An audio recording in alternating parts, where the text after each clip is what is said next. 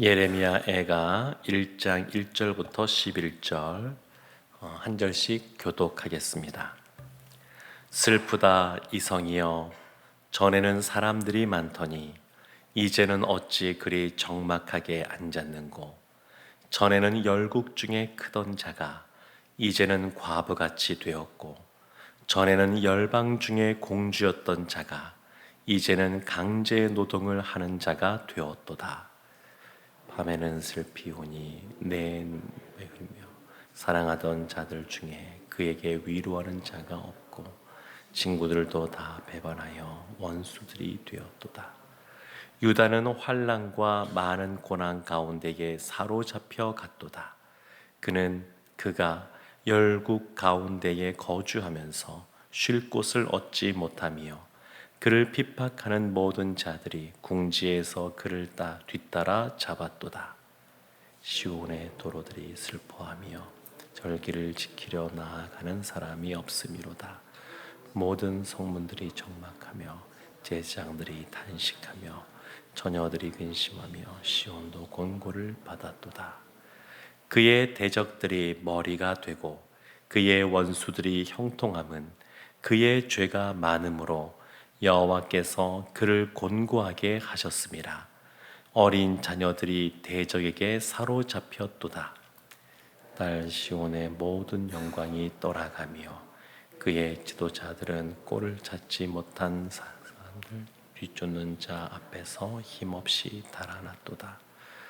예루살렘이 환난과 유리하는 고통을 당하는 날에 옛날의 모든 즐거움을 기억하였으며, 그의 백성이 대적의 손에 넘어졌으나 그를 돕는 자가 없었고 대적들은 그의 멸망을 비웃는도다. 예루살렘이 크게 범죄함으로 조소거리가 되었으니 전에 그에게 영광을 돌리던 모든 사람이 그의 벗었음을 보고 업신여기며 그는 탄식하며 물러가는도다. 그의 더러운 것이 그의 옷깃에 묻어 있으나 그의 나중을 생각하지 아니하며, 그러므로 놀랍도록 낮아져서 그를 위로할 자가 없도다. 여호와여, 원수가 스스로 큰 채 하오니 나의 환난을 감찰하소서. 대적이 손을 펴서 그의 모든 보물들을 빼앗았나이다. 주께서 이미 이방인들을 막아 주의 성회에 들어오지 못하도록 명령하신 그 성소에 그들이 들어간 것을 예루살렘이 보았나이다. 그 모든 백성이 함께 읽겠습니다. 그 모든 백성이 생명을 이으려고 보물로 먹을 것들을 바꾸었더니 지금도 탄식하며 양식을 구하나이다. 나는 비천하오니 여호와여, 나를 돌보시옵소서. 아멘. 어제 우리가 열왕기하 마지막 장인 25장 말씀을 보았습니다. 그 열왕기하 25장에서는 바벨론에 의해서 남유다가 망하게 되면서 예루살렘 성전과 왕궁과 또 예루살렘이 불타게 되고, 그리고 사람들은 붙잡혀 가게 되고 성전의 기물들은 다 빼앗아가는 그러한 장면들, 그리고 그 남아있던 사람들도 흩어지는 그러한 내용이 기록되었습니다. 오늘 말씀인 이 예레미야 애가는 이 열왕기하 25장에서 남유다가 멸망하고 또 그 멸망하는 과정과 그 이후에 흩어지는 그러한 모습들을 보면서 슬퍼하는 그러한 성경입니다. 이 예레미야 애가의 히브리어 성경 이름은 뭐냐면 에카라고 하는데, 그건 슬프다, 어찌하여, 우리로 한다 그러면 아이고, 그런 뜻입니다. 그러니까 장송곡을 부르거나 아니면 이 슬픔의 노래를 부를 때 많이 등장하는 그러한 단어입니다. 그래서 오늘 말씀에도 보면 1장 1절 말씀이 슬프다 이성이여 이렇게 시작하게 되고, 그 뒷장에 있는 2장도 보면 슬프다, 주께서 어찌 그리 진노하사 이렇게 나오고 4장에도 보면 슬프다 이렇게 시작합니다. 그러니까 애가입니다. 애가 말 그대로.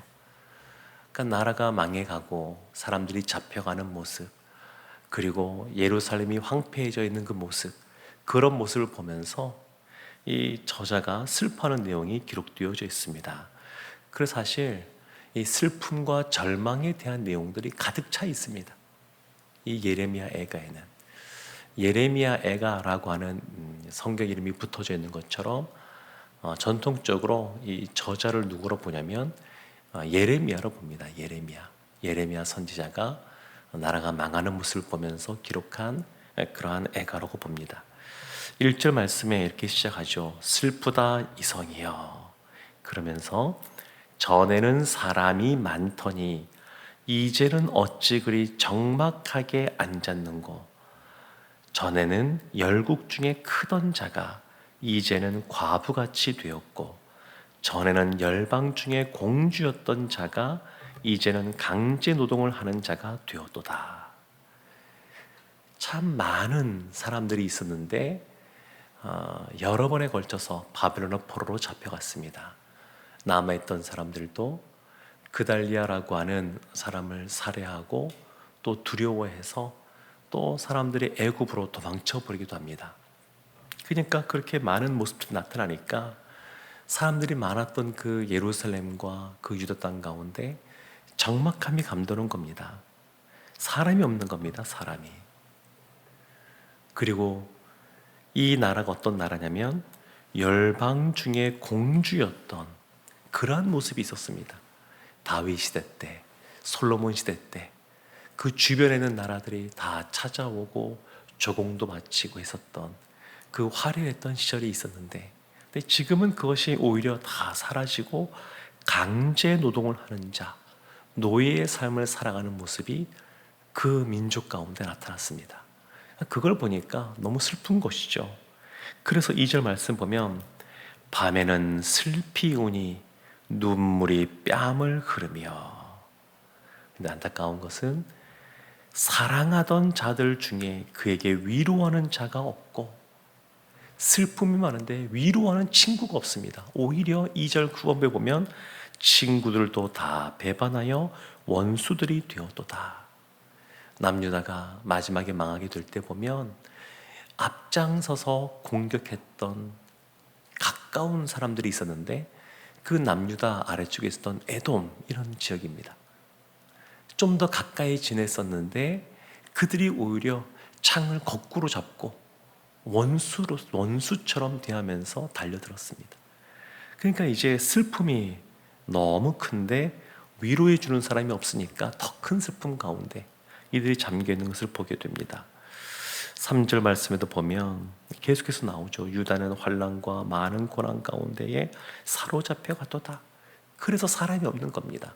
4절도 보면 시온의 도로들이 슬퍼하며 절기를 지키러 나아가는 사람이 없음이로다. 성문도 적막하고 사람이 없습니다. 예루살렘뿐만 아니라 그 성전에 그 절기 때마다 나오던 사람들이 다 사라져 버렸습니다. 그러니까 아주 황폐해진 그러한 그 도성을 보여줍니다. 황폐해졌습니다. 5절부터 말씀해 보면 그의 대적들이 나오는데 그의 대적들은 어떻게 했느냐? 5절 말씀에 그의 대적들이 머리가 되고 그의 원수들이 형통함은, 그들이 잘 되고 있습니다. 세상에서 볼 때 대적들은 오히려 승승장구하는 것 같습니다. 그런데 이 모든 모습이 사실 이스라엘이 군사력이 약해서 벌어진 일이 아니고, 그 원인이 뭐냐면 나라가 망하고 백성이 끌려가고 그리고 황폐해지고, 이 원인을 5절 중간에 보면 이렇게 말하죠. 그의 죄가 많음으로 여호와께서 그를 곤고하게 하셨습니다. 이 예레미야가, 이 선지자가 볼 때는 그 나라가 부국강병하지 못해서 이런 일이 벌어진 것이 아니라 하나님께서 이스라엘의 죄 때문에 그 공고한 상황 속에 처하게 하셨기 때문에 이와 같은 일이 벌어졌다는 겁니다. 실제로 남유다가 멸망할 때는 하나님을 의지하지 않고 우상을 숭배하는 모습이 관영했었습니다. 그 모습 때문에 결국 하나님께서 심판을 선언하셨고 오랜 시간 기회를 주셨음에도 불구하고 그들이 돌이키지 않으니까 하나님이 나라를 망하게 하시고 백성들을 포로로 끌려가게 하시고 흩어지게 하신 겁니다. 이 이스라엘 입장에서는 믿기 어려운 현실이라고 볼 수 있습니다. 그들은 막연하게 어떤 생각이 있었냐면 예루살렘에는 하나님이 거하시는 성전이 있어. 하나님의 성전이 있는데 예루살렘이 무너질 리가 없어. 이런 믿음들이 그들 가운데 있었습니다. 또 하나님이 다윗과 함께 언약을 맺었던 것을 사람들에게 없었습니다. 하나님이 다윗에게 내가 너의 후손들에게 영원토록 이 나라가 있게 하겠다 말씀하셨습니다. 그런데 나라가 무너진 겁니다. 그 충격이 굉장한 것이죠. 물론 그 앞에 전제가 있었는데 그걸 잊어버린 겁니다. 하나님의 말씀을 청종하면, 하나님의 말씀을 듣고 그 말씀대로 순종하면, 너의 후손들도 그렇게 행하면 하나님께서 그 다윗의 나라를 영원토록 견고하게 하시겠다 이렇게 말씀하시는데, 그것은 잊어버리고 하나님이 이렇게 약속하셨으니까 우리나라는 망할 리가 없어 그렇게 생각했는데 망하고 황폐해지고 포로는 잡혀간 겁니다. 근데 이 선지자는 분명하게 여호와께서 권고하게 하신 것이다 그렇게 분명하게 말씀하십니다. 7절 말씀에도 보면 이렇게 나오죠. 예루살렘이 환난과 유리하는 고통을 당하는 날에 옛적의 모든 즐거움을 기억하였으며 그의 백성이 대적의 손에 넘겨졌으나 그를 돕는 자가 없었고 대적들은 그의 멸망을 비웃는도다. 그러니까 대적들은 큰 소리 치는 겁니다. 세상에서 형통한 것 같고, 그래서 이스라엘을 향하여 비웃고 그들을 조롱하는 그러한 모습이 나타나고 있습니다. 이것에 대해서 그러면 이스라엘은 어떻게 반응을 하고 있는가?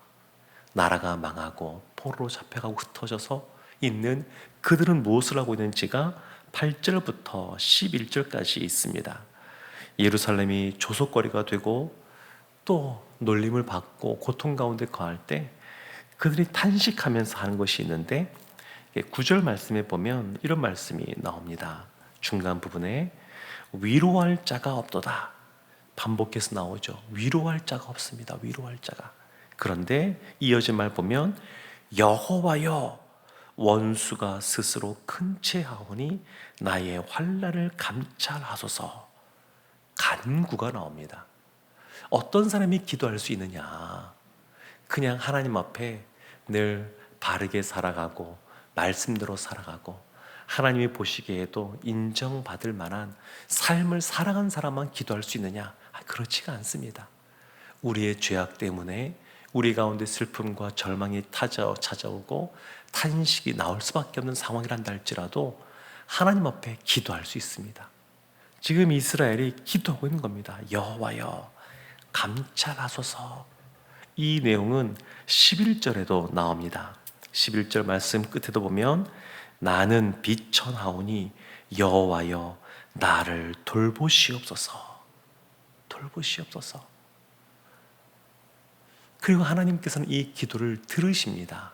그리고 하나님께서 하나님의 때에 포로로 잡혀가 있던 그들을 다시 돌이키시고 이전보다 더 믿음의 사람들로 그들을 만드셨습니다.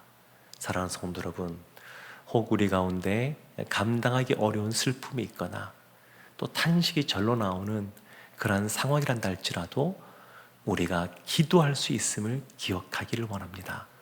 그리고 하나님은 슬픔 가운데 탄식하는 우리의 기도에 귀를 기울여 주시고 우리 가운데 은혜로 함께 하실 줄로 믿습니다. 오늘도 주님과 기도하며 주님과 동행하는 삶을 살아가셔서 하나님이 주시는 참된 위로와 회복을 경험하시기를 주님의 이름으로 축원합니다.